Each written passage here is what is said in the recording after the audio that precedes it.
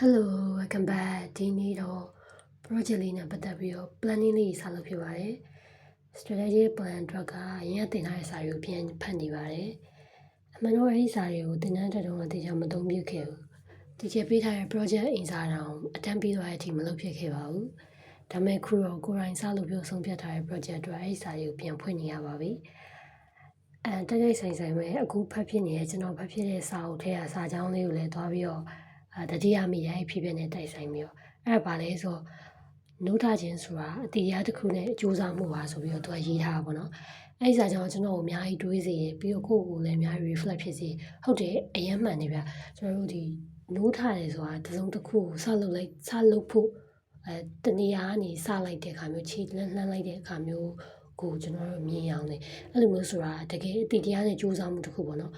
ဘာလို့လဲဆိုတော့ကောင်းတဲ့ခွင့်ရေးကောင်းတဲ့အတိတွေကိုလက်တကမ်းမှာရှိနေရတယ်လည်းရှိပေမဲ့ကိုယ်တိုင်က effort မထုတ်ရင်အဝေးမှာပဲကြံနေခဲ့မှာအဲ့ဒါကြီးကဘာမှဖြစ်လာမှာမဟုတ်ဘူးပေါ့နော်အဲ့လိုမျိုးအဲ့ဟာနဲ့တွားပြီးတော့ကိုက်ညီရောနော်အဲ့စာကြောင်းကမှန်တယ်လို့ကျွန်တော်ထင်တယ်ကျွန်တော်တို့ဆီမှာပြောနေကြစကားတစ်ခုလည်းရှိရဲအဲ့ဒါပါလဲဆိုတော့နောက်ကျနိုင်တယ်ဒါပေမဲ့စဖို့ကအရေးကြီးရဆိုပါဘောနော်အဲ့လိုမျိုးပဲအခုလည်းအဲ့စကားကိုတတိယရင်နဲ့တစင်းချင်းပြန်စားနေပါတယ်ကျွန်တော်မှလည်းအတရားနဲ့အတူစူးစမ်းဖို့လုံနေရရာတွေအများကြီးရှိသေးတယ်ခင်ဗျားတို့ရောတစ်ခုကိုရပ်ထားပြီးတော့မှပြန်စားဘူးလား